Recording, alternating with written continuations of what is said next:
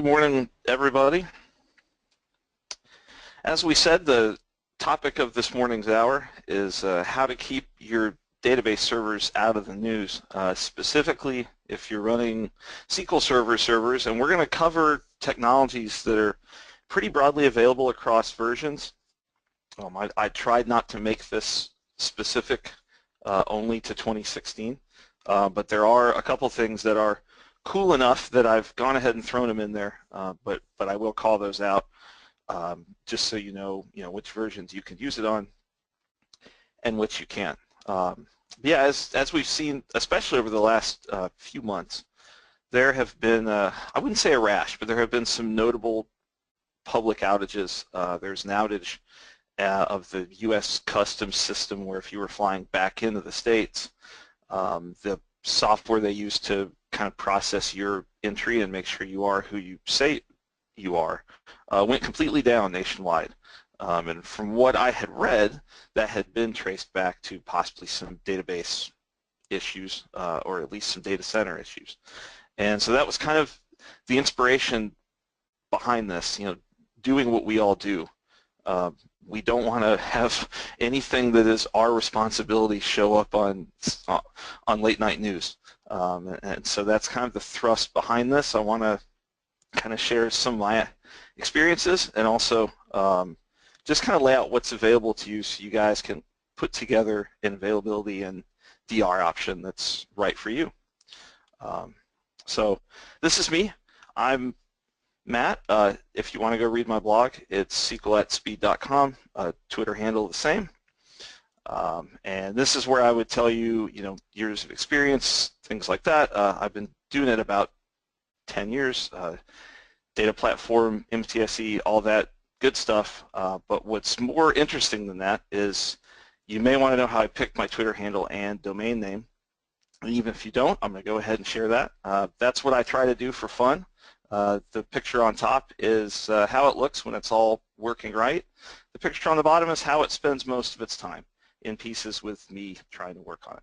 But anyhow, that's a little bit about me. I do want to say before we get into the meat of the slides, if you have any questions at all, this is going to be very light on demos. I don't intend probably to demo anything because a lot of this stuff, to give you guys a quality demo, I'd probably have to chew up half of our hour. I'd rather get through kind of the broad technologies. But that said, I intend to take a couple question breaks. And so feel free to send those to me. I can see them, and I'll try to hit some of the high points on those. Okay, terms and concepts. So what is header? You hear that thrown around a lot within SQL Server itself, especially if you have any dealings with always-on availability groups. A lot of the weights are prefaced with header. So you kind of hear this thrown around almost as a word, even though it's not. And so for those of you who are not familiar with the terminology at all, header is really two different things, and that's the subject of this talk. So HA, as we can see in bold there, is high availability, and that's what we're going to talk about first, kind of understanding those concepts, the thought process that goes into designing something that's highly available, and then we'll transition from that into disaster recovery, where some different thoughts are needed, because at that point you're trying to bring your availability back. Something serious has happened. So like it says, these are related topics, but different approaches needed, and some different thought that goes into it, and there are technologies and tools within the SQL Server world that can be applied to either one or both. So what is HA? My preferred definition is the one that I've put here because I think it's general enough, but it kind of gets you thinking along the right lines. It says it refers to systems that are durable and likely to operate continuously. And so what that means is kind of exactly what it sounds like. If there are availability requirements for a project that you're on or software that you support or something like that, they're generally going to set you a goal, and we'll talk about those in the upcoming slides of how much downtime is acceptable. Some of us are fortunate enough to support applications where there's a lengthy maintenance window, once a night, once a week, once a month. Some of us aren't that fortunate, and so we need to put a lot of effort into designing something that is essentially never down. To put that in the layman's terms for when we're talking to executives and things like that, folks who may not be as technical as we are, we're trying to minimize downtime. You see, especially in a lot of marketing write-ups and things like that, there's a lot of things thrown around about, well, this is zero downtime. We're getting awfully close to that. In many, many ways that's feasible.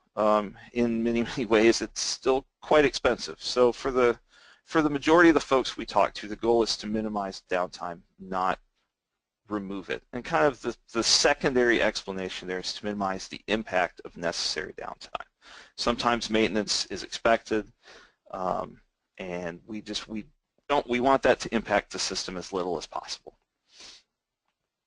So the summary there is it may or may not mean the system is always available, but the goal is to get it very, very close. So setting these goals, this can vary a lot by the business that we're in. Some of us are fortunate enough to be on teams where you're supporting maybe servers that are internal only, so you have a really good idea of kind of the time frame you're working with in terms of when people need to access it, when they don't, when you can work on it, when you can't. I suspect for a lot of us, we're not quite that fortunate, and we're probably supporting some things that are customer facing. And so these goals cannot be set in a vacuum. Generally, especially these days, as things begin to kind of be tied together tighter, and we'll talk about some of that in the always on part towards the end. But you're dependent with some of these on clusters, networks, servers that are likely supported by other teams. So when these goals are agreed to, that needs to happen collaborating with that operations staff, because odds are they're going to be on the hook for it as well, and we want to get along with them and play nice. We want to, if it's a customer-facing application, you want to talk maybe to your support team or your account manager, whoever interfaces with them, and make sure that they understand, what the availability goal is, and make sure that they are able to communicate that to the customer. If the customer has heard zero downtime and you think you have 4 hours a month to do maintenance, that's going to be an issue that's going to bubble up in probably a not very fun way for any of us, and so we want to try to avoid that. Last but not least, especially maybe if you're working in the government world, there are a lot of times fairly detailed contracts that govern applications that we may be working with. We want to make sure that if there is an uptime goal in the contract, that has been communicated from the personnel that read that and agree to it to us, the people that are actually going to set up something to hopefully meet that goal. And that segues into talking about SLAs, and a lot of times that ultimately governs what our goal is here. Like I mentioned, some of us are fortunate enough to be able to say, well, we agree to an hour downtime a week, and that's fine because it's an internal application. A lot of times, if it's customer facing, there's an SLA that governs it, that spells out, usually in great detail, what that availability goal needs to be. If we don't meet those, not only can there be consequences legally sometimes, sometimes there are penalties where customers can fine you if that goal is not met. So generally nobody goes to jail, but the legal consequences are generally financial, and that can lead to corporate consequences as well, whether it's lost business, damaged business, less, maybe a customer renews with your company for the following year, but but they're dissatisfied with the service, and so they ask to renew it at a lower rate. All those things can happen if we make mistakes in what we do. And so that kind of brings us around. I think probably most of us are supporting applications where there are customers, be they internal or external. So the availability goal needs to mesh with the customer needs. If they need the server 24/7, then that needs to be our goal. And certainly if that's backed up with contracts and legalese, then that definitely needs to be our goal. But we want to make sure, for all the people that are talking to those users, whether it's us, whether it's a team between us and users, that the expectations are set and the costs are understood. If that communication doesn't happen kind of from end to end, then you may have managers up the chain who believe they have rolled out this zero downtime solution, but that hasn't been communicated to those of us who are setting it up, and maybe hasn't been backed with the financial resources that it needs either. And I don't get too deeply into the cost at all, but as you talk about what solution to implement, one of the things to think about is licensing costs, hardware costs, things like that. And so that's something, if zero downtime is the expectation, then generally the financial commitment needs to be there as well. So once we've set that goal, how do we go about implementing this? Key point here is it's not only a software decision. I want to make sure I put this in here because I think it's easy for those of us who are involved in this to sit here and talk about this for an hour and talk about some of the cool stuff we can do and think our way through the technical side of it, and and be really excited about that and full steam ahead. But that's not all there is to it. Even if we've designed the coolest thing, if it's not supportable by the team you have, then it's not likely to be as highly available as your design would show. Most places, most customers I've worked with, previous jobs that I've had, many times what triggers an outage is not a hardware failure. It generally, not always, but generally it is something minor that isn't dealt with appropriately, either by the wrong personnel or the right person does the wrong thing, and you cause yourself an outage because of that. So whatever choice you make, even if it looks really cool on paper and on slides, if your team doesn't understand it and doesn't know what to do, or maybe doesn't have the training to actually support that, that's going to be a big issue. So the technical decision here is only part of the battle. You need to make sure your team's ready to go, whether they need training, whether you need some new personnel. I mean, maybe you're implementing something. I know for some of us, it's likely we've made huge jumps in the past where maybe an application ran on one server and that server had an outage, and management comes to you and says, spare no expense, that can't happen again. And so maybe you go from one server to 4 or to 8, and then you've got all that backed up with brand new concepts for the team, brand new things to do. So maybe you're bringing other people aboard. That's all part of it. Beyond personnel and beyond software, processes are critical. And I know most of us in this field generally are not huge fans of writing a whole bunch of stuff down, but in this case it's necessary. These processes need to be defined.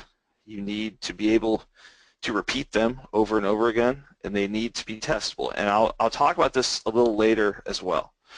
But if we are implementing processes that we can't test, that's going to be a big issue. Some of this stuff, if it's muscle memory for the team, even a serious issue where you've had a hardware outage, isn't going to be a big deal if they're well drilled on what to do.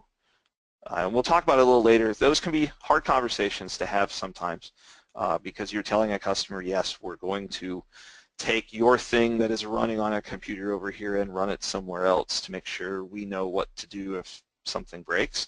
They don't want to hear that, but it can be very important. And as I mentioned at the top of the slide, personnel are critical. I wanted to highlight that twice here. You can have the best technical design that anybody's ever seen, And if the team can't support it and doesn't understand it, that's going to be an issue. Make sure your folks can handle it and make sure that they have the training necessary to back up what you've done. So now we're to the second half of HATER. So what is DR? Similar but different than HA. What we're looking at here, our availability has been lost. A disaster has happened, we've lost a server, we've lost a data center, we've lost storage network, something. So we're reestablishing the ability to make that availability high. You'll hear this referred to a lot as business continuity. A lot of times that's the name of the plan. If you're supporting an application, maybe that's in the government world, they want a business continuity plan filed. That's a big part of this. An important concept to highlight here before we get into to more of kind of the technical meat is there's two types of disasters that can trip us up here. They can be natural, hurricane, flood, earthquake, something like that. The scope can change a bit. Regional impact, I know some places that I've worked in the past, sometimes there was a regional issue like a flood, so you lost, maybe you had two different networks coming out of your primary data center, but you lost both because all the equipment's underwater. So that's one thing to consider as you put this plan together, is how reliant are you on infrastructure that's all close by. And then the more limited in scope, maybe your data center floods, or maybe the fire system goes off when it's not supposed to. That's all. Those are all things to think about. The other thing is more technical,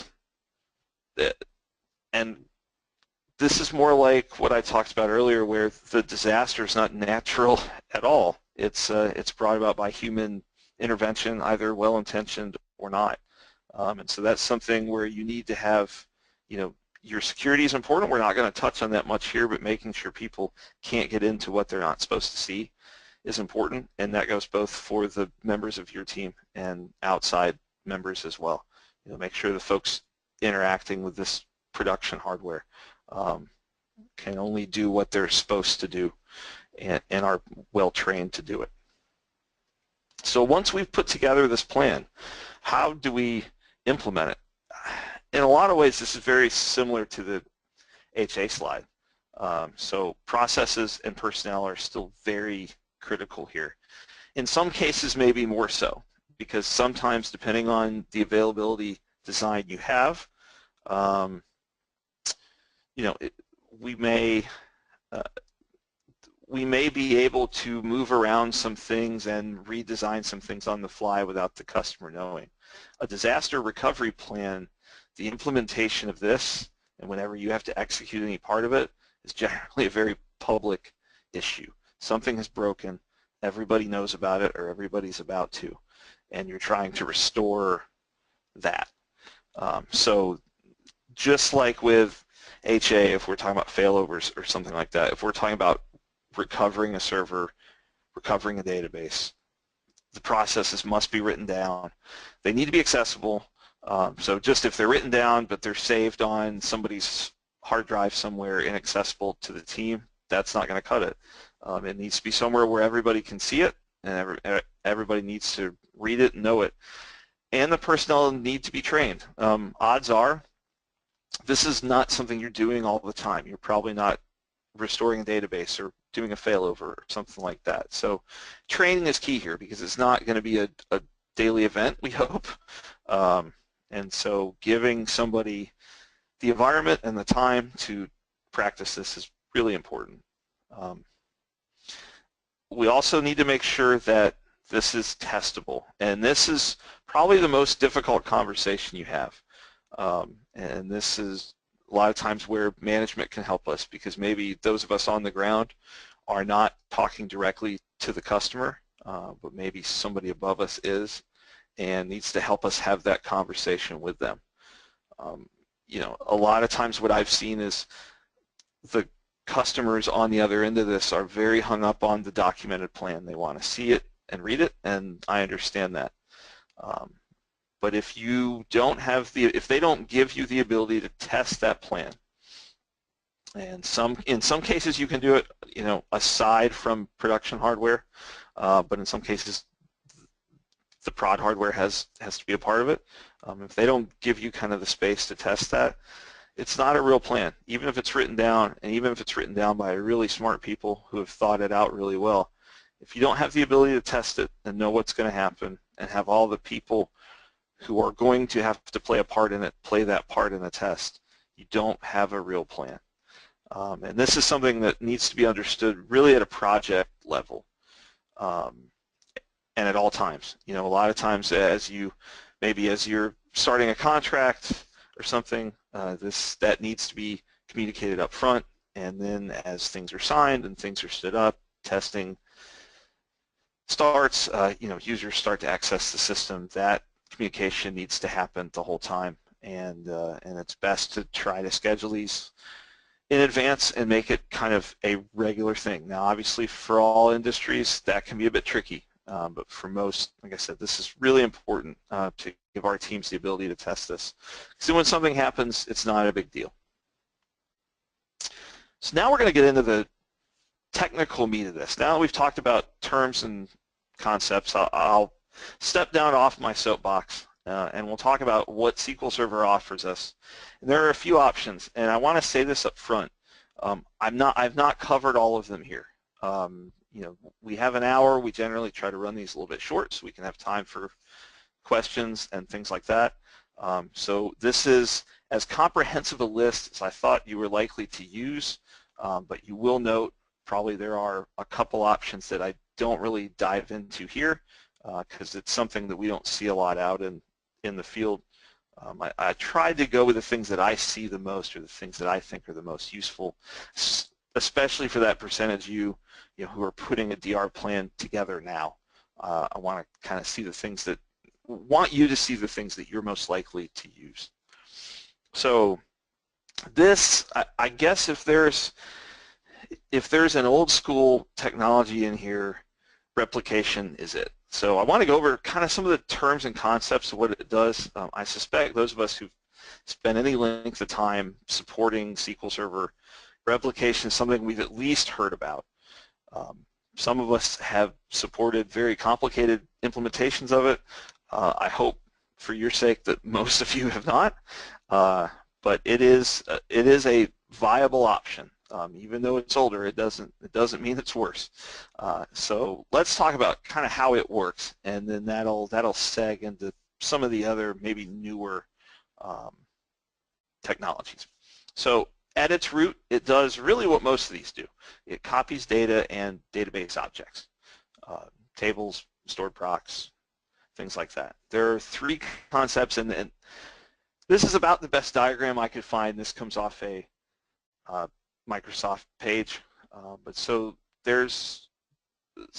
each term, it kind of does what it says, but I'll dive into a little more detail. The publisher is where the objects start. It is the thing making these objects available to be replicated down the line. And you can see on the diagram over on the right, those are called articles at that point. We would call them tables, stored procs, things like that. But for this terminology, they're called and so then the distributor, so this shows it in the middle, and like I said, we don't really have time to dive deeply into all the different ways to implement this. The distributor may or may not be on a separate server, and that's kind of where I'll leave that.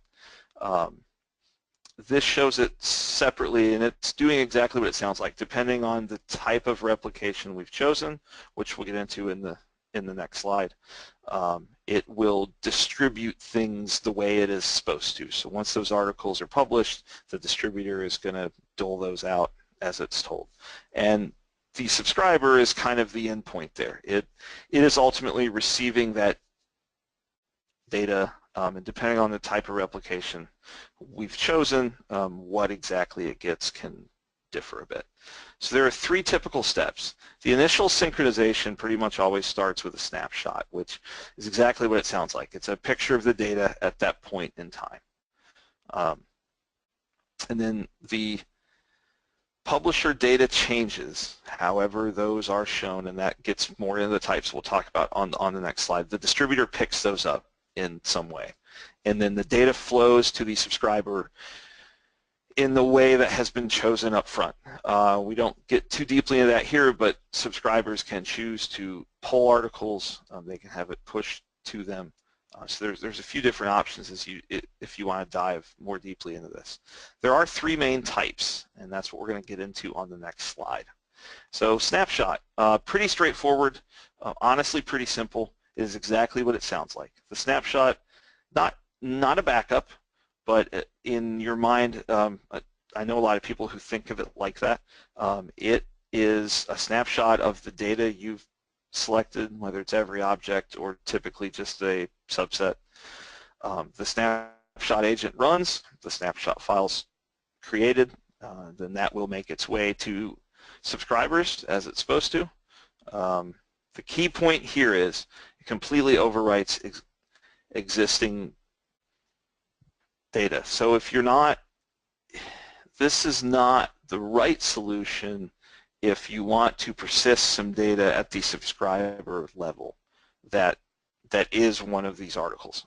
It will overwrite it. There's no grace about this. It just it goes to the subscriber and overwrites what's there. Transactional, I put it in the middle. To be honest, this is the one I see most often. In my mind, is probably the second most difficult to support. Not that the concepts are difficult, but you need to understand kind of what's going on under the covers.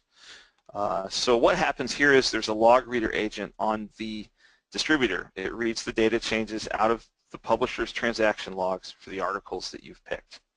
Those data changes are written to the distribution database, then that agent flows those changes to the subscriber. And so you'll notice here I've talked about subscriber in the singular sense. There can be multiples, but I think it's easier to understand going back to the diagram if we're talking about just one. The key point here, because I've been asked this, so I want to highlight it, is that it's transactionally consistent. So whatever transaction wrapping you've done via the application at the publisher, that will remain consistent throughout this. So whether you're handling transactions at the app level or whether you're handling them some other way, that will be consistent throughout. It will commit the same way. Merge is the third type. This, in my opinion, though it can be the right answer, supporting this is not easy. And in this, data and schema changes are tracked with triggers. They're tracked on both sides. And then a combination of the snapshot and the merge agent does its best to resolve those conflicts based on rules that you've set out. We could probably give a whole talk on exactly how that works, but there is a conflict resolution. A lot of people ask, what happens? This is all hang up, and do I have to intervene? Sometimes manual intervention is necessary, but it will be as auto magic as it can. So I want to talk about some of the usage scenarios here, and then we'll get into some pros and cons. Probably the most popular, certainly at least maybe let's say a few years ago before we had more options in this realm, it was most popular as a secondary server. So you want to do reporting, you understand that the kind of queries you're going to write to generate those are not kind to your database. It's really probably engineered more towards quicker writes and more heavily transactional things. So you would replicate data to a server and tell all the reporting folks to direct their queries there. And it was also good at, if you could report on data that didn't necessarily need to be real time, this offered you some options there. Maybe you send it a snapshot once a day. And if it needs to be closer to real time, then transactional would be a good fit there. The other one, and this was, you could look at this as an availability solution, though there's no automatic failover here. if you wanted your data just somewhere else, so like we said, say your office is by a river and the river floods and the one server you have is in the flood. If you want to make sure that data lives on somewhere else, replication was kind of the original way to achieve that. And maybe, the network link from your primary office to the other offices is not very good. So you don't need anything that maintains kind of synchronous data. You just want the data to get somewhere else so people can look at it.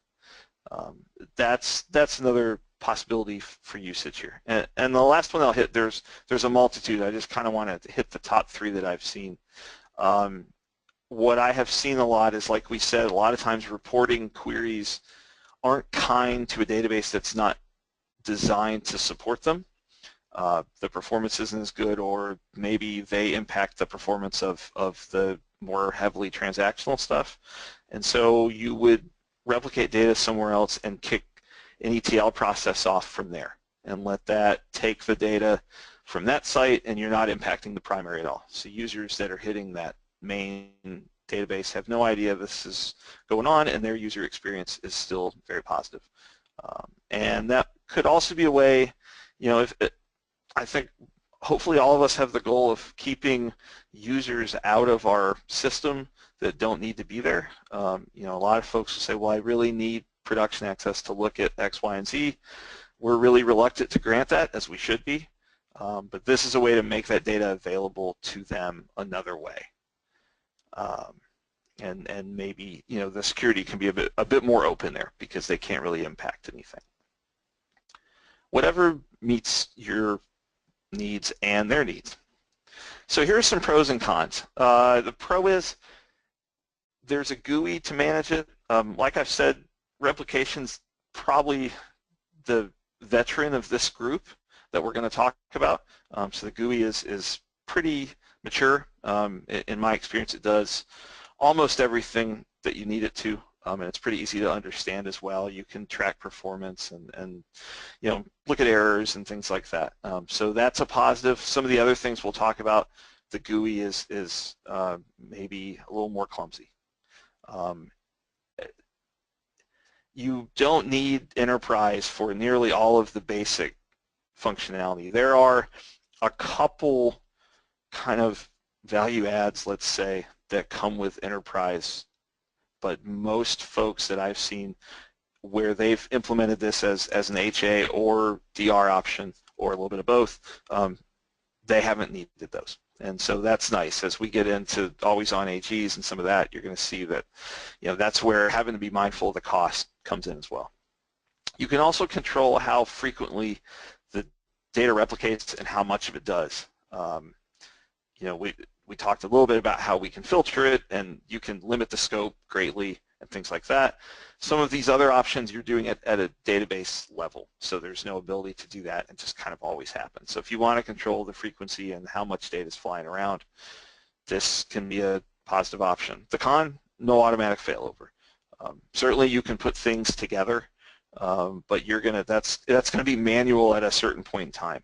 You can write a script to trigger off some of this, but it's not automatic out of the box. You can filter data, which is a pro, but we put it in cons because it can be a bit clumsy how it does that, and that's where testing is going to be really important here. You may have these really precise filters, and you're really happy that not a speck of data that doesn't belong anywhere else has gone anywhere else, but maybe you've degraded your performance so much where that's not a good option.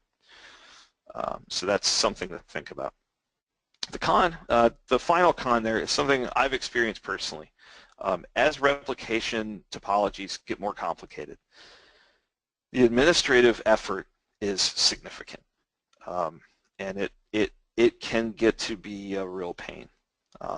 And this is something where, not to get back on the soapbox for a minute, but this is something where we as data platform pros sometimes need to stand up for ourselves a bit. Maybe the design is dictated to us. Somebody who has a really basic idea of how this works comes to us and says, I need these 10 tables replicated from here to there, and from this site I need this replicated from here over to this site. And they don't really understand anything under the covers. They just kind of know that it can happen.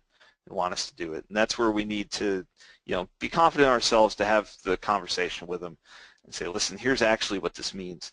It's going to make upgrades harder as you install new versions. If you're changing the schema of object or of articles in here, it can be a real pain. Sometimes you have to take a lot of it down and then do the upgrade and then stand it all back up, and it's just something to think about. The more complicated this gets, the harder we'll have to work to make it go. Log shipping. So this is kind of, I tried to work it kind of what I thought in the order of least complicated to most. For sure some of you may differ with the order that I've put this in, but kind of going from most basic to most advanced in terms of what's going on under the covers. So log shipping here is next. At a basic level, it consists of 3 steps. It's a transaction log backup. That backup is sent to one or more secondary servers, and then that log backup is restored on those servers. At a basic level, that's all it's doing. You can implement a monitor server. That's optional, and I think it's about 50-50 setups I've seen that have it versus ones that don't. It does kind of what you'd expect it to. It records the history of the various jobs that run on both sides, and we'll get into that in the next slide or two. And it also records the status of the configuration periodically. So monitor server is a very viable option, especially if you're doing a lot of log shipping. Makes sense. I also know people that just set alerts off the jobs that we'll talk about here in a minute. It's really just kind of up to you and your team what makes the most sense to you in terms of keeping an eye on this. But it's a point I want to underline on all these slides. Even if we set up really cool designs to handle things, we want to make sure we have a way to monitor them and understand what's going on. Because if we don't, generally this is the kind of thing that when it breaks, it's a customer that's going to tell us, or we're going to find out, during an incident, and that's a difficult way to find out. It's a lot better to find out with an email saying, hey, something might be going wrong, than something has broken and you don't have things where you thought they were. So let's get into some of the terms here. And the diagram on the right is fairly basic, but it does show at a very basic level what's happening here. So the primary server, and you'll see as we talk about this and then always on and mirroring, Microsoft did shift their terminology a bit. So you'll see primary and principal used interchangeably here. I try to adhere to what Microsoft called it on their pages as they describe these. For me, I prefer primary and secondary regardless of what we're talking about, but you'll see principal and mirror used in a couple cases here. Mirror and secondary, same thing. So primary server is the SQL Server instance that's holding that primary database. And that is the database on the primary server that you are log shipping. You are taking its log backup and you're backing those up, or you're moving those to other servers and then restoring them. The secondary server is the instance that's receiving those backups and having them restored on it. And generally, that's holding what we'll call a warm standby. The other key thing to understand with log shipping here, because a lot of people, especially now that always-on AGs have come of age a bit and are becoming more popular. A lot of people kind of conflate these two. Log shipping still has all these jobs that make things go. So maybe at a high conceptual level, log shipping and always-on AGs are similar. But at a detail level, they're very different. And so here, there is a backup job that runs on the primary, does that log backup, and then can be configured to clean up older files, and you should absolutely do that. Then there's a copy job, does exactly what it sounds like. It runs on a schedule that you set, and it copies those backup files from the first job to all the secondary servers that you've set up. There's a restore job after that, and that does, again, kind of exactly what it sounds like. Those files have been copied to a secondary server, and that restore job is restoring those. And then there's an alert job, and this is, as you walk through the log shipping GUI, what you'll see is it will tell you, you can set thresholds for, when do you want to know if this job hasn't run in 30 minutes, hour, 90 minutes, something like that. So the alert job is what makes that go. That's where the threshold is set. That's a job that will notify you through the conventional SQL Server means that, hey, this didn't run in the threshold you set, you should go look at it. And like we said, this is an important part of this. You want to know if it's not working right, because otherwise the way you're going to find out is you're going to try to fail over to it, or you're going to try to redirect users to it, and it's not going to be what you expect, and that's going to be an issue for us. Some pros and cons here. The pro is it's the first database-wide DR solution that we've talked about. So that's good. That, depending on the problem you're trying to solve, that's a good thing. It's not, you're not trying to replicate 500 tables individually selected. You're just saying, I want to do this database this way. It does offer you possible read-only access to the secondaries. We won't get real deeply into that. There are two different modes you can pick, and depending on what you choose, you do have read-only access. You may have it other than the time that the restore job is running. The nice thing is, and for certain folks, this is a very good thing, you can set kind of an artificial delay between the backup job and the restore on the secondary, whether it's for data integrity reasons or you just want to manage the flow up and down the network or something like that. That's configurable, where, as we're going to talk about, mirroring and always on AGs, that's not configurable. Cons here, secondary data is only available when the replica is in standby status. So like I said, when the restore job is running, nobody can read it. Depending on the mode, either nobody can read it ever, or you can let some users into it. It's manual failover only. That said, you can certainly look around and see blogs that people have written where they have implemented scripted failovers based on log shipping, but it's certainly not auto magic out of the box. And one con, and I've seen this trip up a couple customers I've spent time with, the permissions needed to move files around the network sometimes can be pretty broad. You're generally opening up a file share to move these files, and that has made some IT groups uncomfortable. And so that's something to keep in mind, and it goes back to what we talked about. We can't design these solutions in our own SQL Server bubble. We need to get out and talk to all the teams that may be impacted. Next, we're going to talk about database mirroring. Now, there's a bit of a debate as to whether this should still be talked about. I think it should, because I know a surprising amount of customers that are still using it. So this came to us in SQL Server 2005, and it really kind of predated always-on AGs. Once we saw what always-on AGs did, you could see how mirroring laid the groundwork for it. But once we got to SQL Server 2012, where we got always-on AGs, Microsoft said that mirroring was officially deprecated. Dum, dum, dum.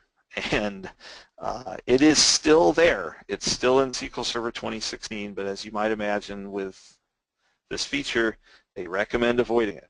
So even though this is a talk about what technologies are available to us, I want to underscore that Microsoft recommends this not being used because they can potentially take it away in a future version. So keep that in mind. But I do support a lot of customers that still use it. So what is it? Pretty similar to log shipping, except there's not backups. Log records are sent from the principal, which, like we said, for our we're going to go ahead and call it primary. It's sent to the mirror server or secondary. There's an optional witness server, very similar to the monitor server in log shipping, kind of keeps an eye on what's going on, but in mirroring there's a key difference here. Having a witness server enables automatic failover. And so this is the first solution we've talked about kind of as we work our way forward, where automatic failover is available to you out of the box. Now there are some caveats there, and we'll talk about that on the next slide. but you know, for somebody that needs to automate that, this is the first way we had to do that. And so there are two modes, and it's important to understand, and this also lays the groundwork for always-on AGs, which we'll talk about for the next few slides. So there's two modes. There's high safety, which, like it says, you're committing changes at both the principal and mirror. And yes, that can slow things down. And that's why that third bullet's there. Transaction latency may increase, so if you're in an environment where transaction latency is critical, then, and you want to use mirroring for some reason, or you are using it, high safety mode may not be for you, though you do lose the ability to automatically fail over if you take that away. And so that's something to keep in mind there. There is high performance mode, which turns it into an asynchronous operation. So the latency is not affected. You don't have to wait for things to commit on the mirror before they actually work. And so manual failover is the only permitted failover in that way. And that's something important to keep in mind. You could auto magic it with a variety of scripts, but at the end of the day, you're still doing it manually. Data loss is a possibility. So that's, you know, we can talk about what's more important, that it's up all the time or that every bit of data is kept, and that's something to keep in mind here. So possible usage scenarios before we get into the always-on stuff. If you have a technology or if you have a solution where automatic failover is mandatory, you know, maybe you don't have an operations staff that's monitoring it 24/7 and or something like that. This was the first technology that allowed us to do that. High safety mode ensures no data loss at mirror. So if one of the requirements is that, and you don't have SQL Server 2012 yet, this is a way to enforce that. And as it says, if you're supporting SQL Server 2005 or 2008, those are out of support. We all know that.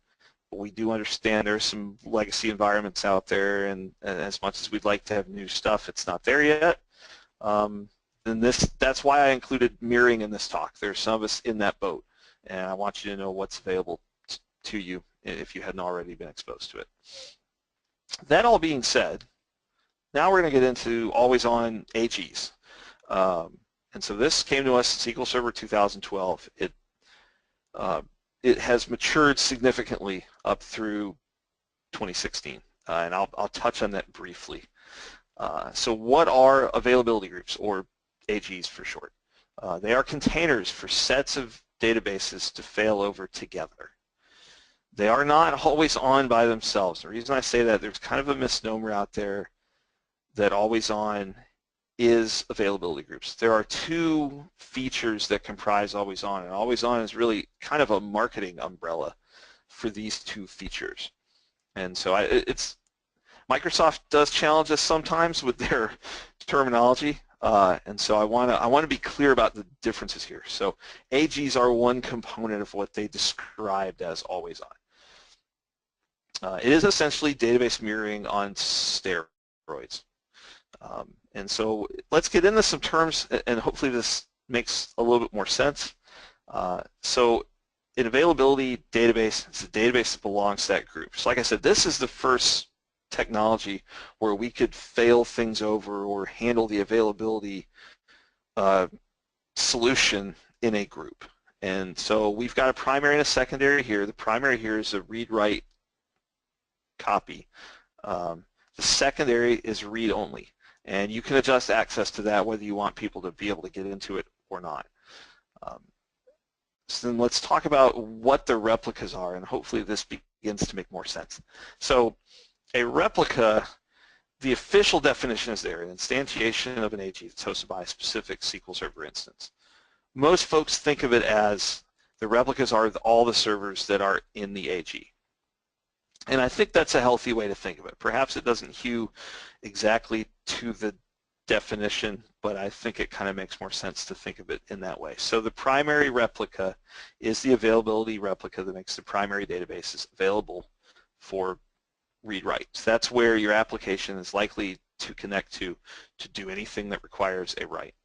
The secondary replica is an availability replica maintaining secondary copies of each databases. They can serve as a potential failover target. Unfortunately, in the time allowed, I could give a whole separate talk on how AGs can fail over. There's a lot of really granular control in that. It's really cool, but it's a bit outside of the scope of what we have for today. An availability group listener, and this is kind of how it all comes together. It's a virtual network name that clients can use to access a database. And what we have for the first time is really in the SQL Server world, you can have people connect to this listener, and unless you grant them the ability to know this, they don't know which server it's hooked to. So we really are dealing with these things as a group. You could call your listener, SQL 01, and maybe there's 4 replicas behind it. They don't know which one they're on. So it gives us the ability behind the scenes to do a lot of maintenance, a lot of shuffling, playing into that kind of highly available thinking. We can do a lot of things by taking a replica maybe out of the group, doing maintenance, rebuilding it, something like that, adding it back in. Customer doesn't know because all they know is they're connecting to SQL 01, and they don't necessarily know what that means. And they don't need to. They just need to know that the data is there. So it really gives us the ability to kind of manage our environment in a different way than any of the other technologies we've talked about. So what are some of the features? So it resides above, and I put that in quotes, a Windows Server failover cluster. I don't touch on clustering here on the Windows side. It's critical, especially to always-on AGs, but it's really a topic that deserves its own hour. And one thing I've thought about doing is a demo-heavy 3-hour takeover, maybe later in the year, walking you guys through a setup of all of these technologies. So if that's something that you'd be interested in, let us know, and that's something I'd love to put together. But so you do need a Windows Server failover cluster to kind of underpin this, and that's where you're going to have to likely talk to your operations group, say, here's what I need you guys to make this happen. That's as much detail as I can get into, unfortunately, in this hour. This gives us the ability to fail over multiple databases. We can have a total of 8 secondaries. Now with 2016, 3 of those replicas can be synchronous, which is exciting if we're supporting an application. For most of us, this is true, where data loss is not an option. Then having that synchronous mode, and in 2016, it's multi-threaded much faster. Really nice option. Similar to mirroring, we do have synchronous and asynchronous data movement options here. Depends on your network, your requirements, things like that. Compression and encryption, as these blocks of log records move around, that's automatic and has improved from 2012 to 2014 to 2016. Automatic page repair, this is really cool. If you have a data page that corrupts for some reason, always-on AGs gives it the ability to say, hey, I have page XYZ, something's wrong with it, I need your copy if it's still good. And I've seen that happen, and that's a real lifesaver. These other things, if you had physical integrity issues, especially in mirroring, those were going to be passed along. And always-on AGs, it tries to save itself from itself and generally succeeds. And there are automatic and manual failover options here. So whichever way you need to go with that, both are options here. Pros, you can fail over groups of databases. This is the first way we can do that. Flexible failover policies. Like I said, I don't really have time to get into the granularity of this. Lots of options here, depending on how the replicas are used and all that. More options than any other technology we've looked at.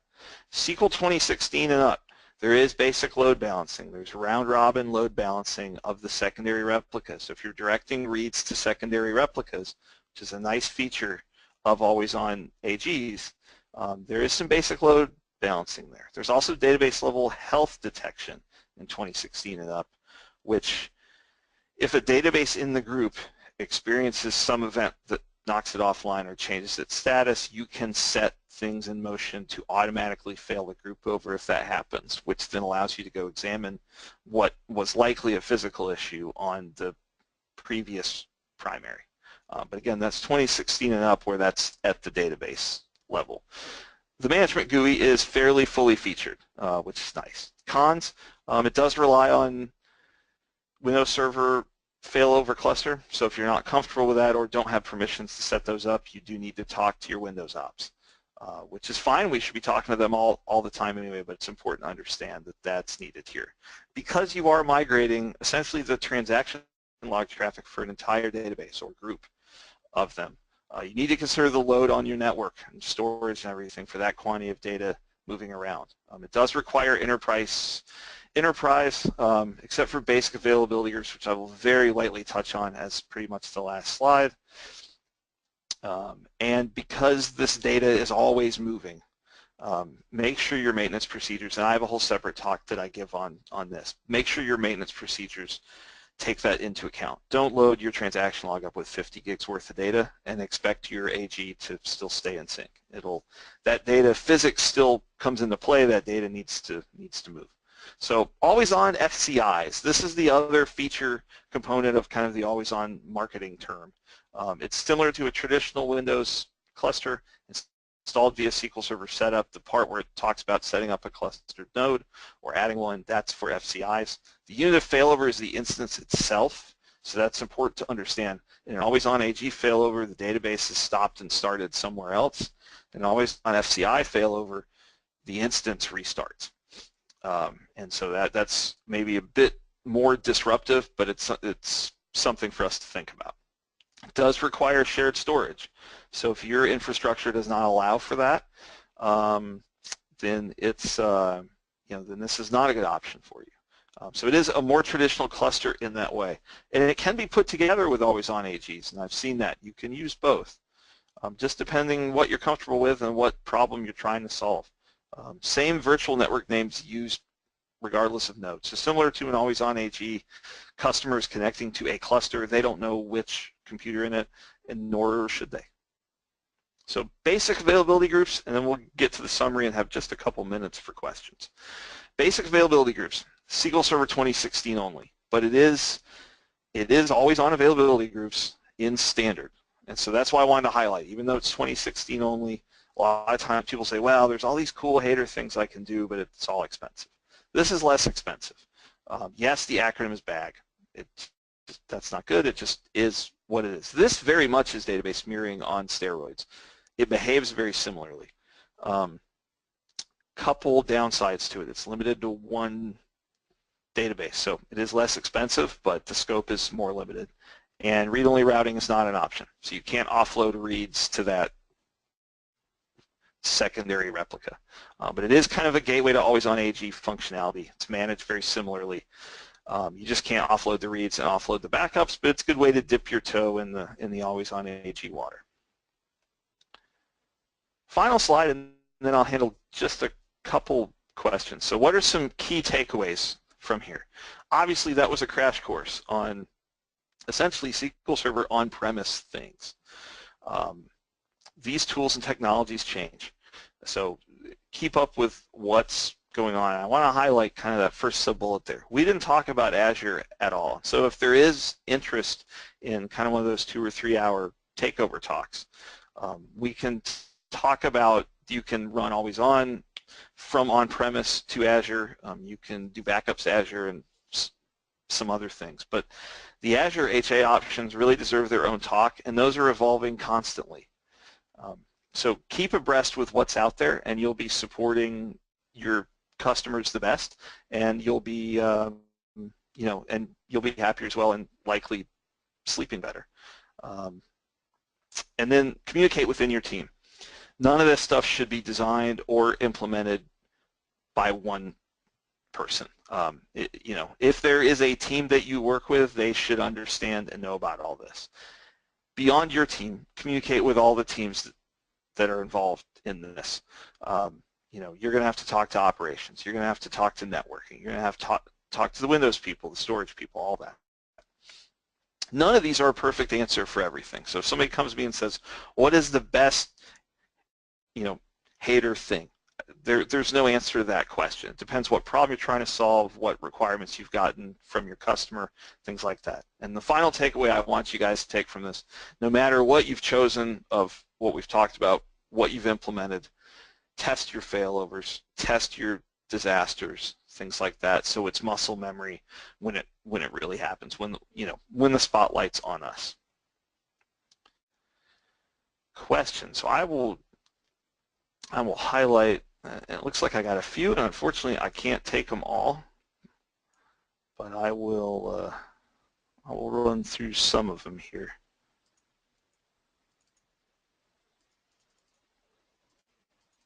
I do see some comments in there for demos. Thank you for responding to those.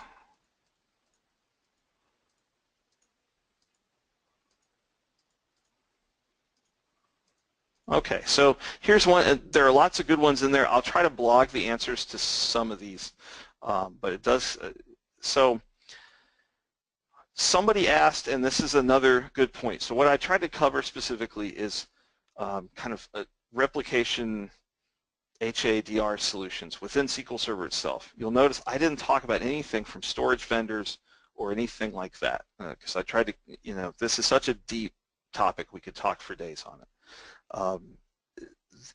It is perfectly acceptable to integrate these with other third-party solutions. I know a lot of the storage vendors now, are not even now, they've been doing it for years, do a lot of things where they're replicate, they have software that they use to dedupe things and move data from primary to secondary and all that. All of that does come into play here, and you can integrate it with just about anything I just talked about. So it's not they're not mutually exclusive things. And I'd love to give a talk about some of those as well. But yeah, just because you've selected a SQL Server, one of the things we talked about doesn't mean that you've eliminated your ability to use whatever maybe your storage vendor has that also helps move data around as well. Those can complement each other very nicely. So Liz, I know I went a couple minutes over, but I think that's it. If I can get a list of the questions, then I can blog about some of them in the upcoming weeks. Yeah, absolutely, no problem. I know a couple of people are asking if your slides are going to be available. Is that a yes or no on that one? Yeah, so I can send them to you and you can upload them? Yes, actually, if you guys are interested, just email me, Liz, and as soon as Matt sends them to me, I will email them over to you. And then, as always, this session was recorded, so you'll also receive an email tomorrow with the link to the recording. Again, I know a couple of you have expressed interest in here, that you're interested in a 3-hour webinar on this. Please email me because I can forward those along to our training director, and he will definitely take that into consideration, for planning in the upcoming months. Again, thank you everybody for joining us. Matt, thank you for presenting, and we'll see you in the next session. Anytime. Thanks everybody. Have a good day.